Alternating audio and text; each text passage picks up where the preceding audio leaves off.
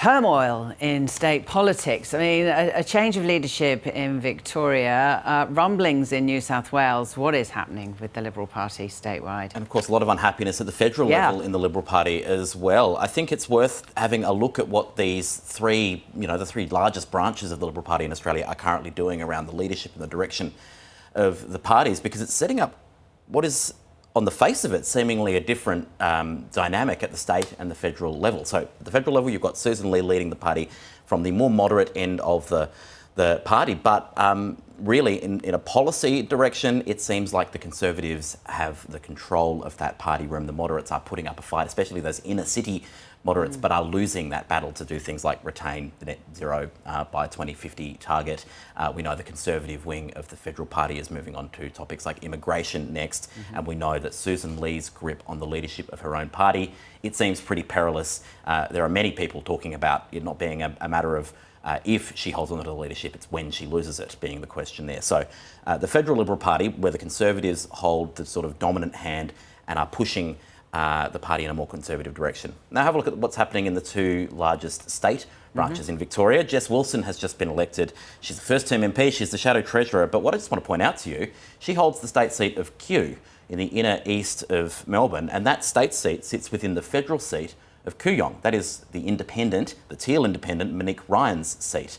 Look at New South Wales, it seems like the reporting is that Mark Speakman may be in for a challenge to his position, perhaps as soon as this week, or if not in the future. Now, this is getting into hypotheticals, but if Mark Speakman is replaced, the front runner to take over that position, sounds like from the reporting, would be Kellie Sloane, another female MP.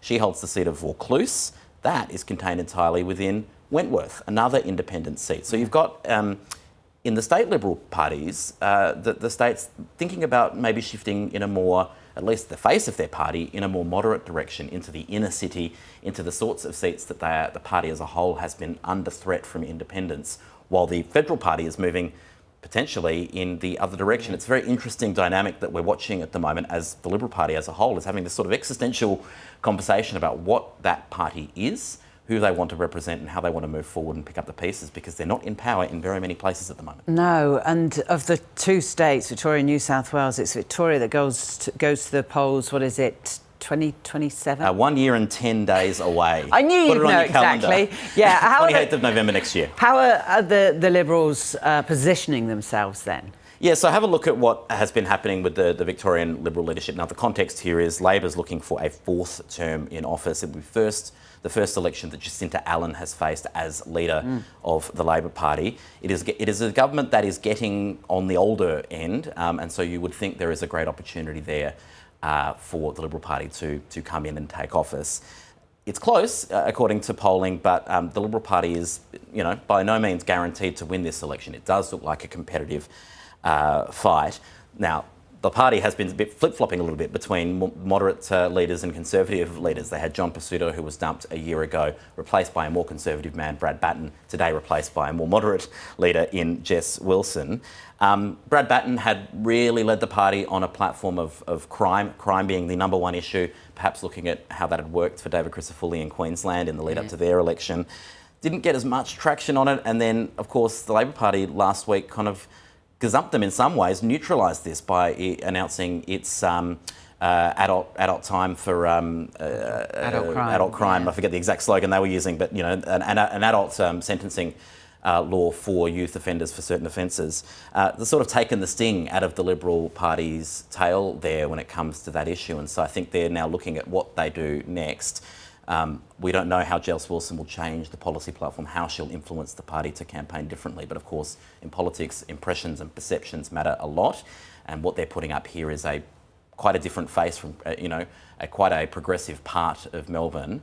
And we'll see if that changes the way that the party kind of frames itself in the lead up to this next election, because they don't have long, 1 year to go. No, 1 year to go. So that's Victoria. What about in New South Wales? The Liberals there, the state Liberals have decided to keep net zero.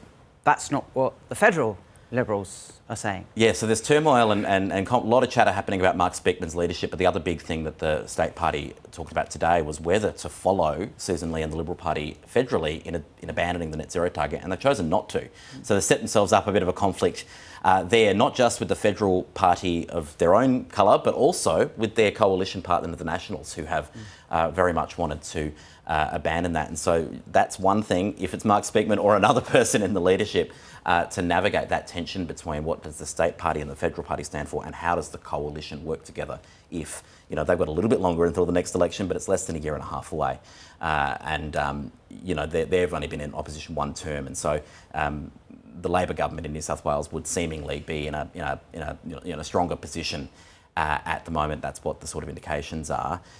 How will this party, with all of its many internal divisions and some of them very public divisions, pull together, whether it's under the current leader or another one? And are we seeing again a shift toward a more moderate position at the state level, where these state parties, they can't afford to lose city seats in state parliament because there aren't enough seats in the regions to win government? So interesting, hasn't it, how it's playing out, and whether the federal leaders are looking at the state leaders because they're more closely aligned with what's happening on the ground and what people are thinking, or is it the other way around to get to this position? And who holds, you know, politics is about numbers in party rooms, and the balance of power in these party rooms determines so much, and we're seeing how that's playing out at the federal level, a more conservative direction, a party room that is far more dominated by the likes of MPs from Queensland, whereas in in New South Wales and Victoria, much more urban party rooms, and you're seeing the difference on show today. Really interesting. All right, Casey, thanks for that. Thank you.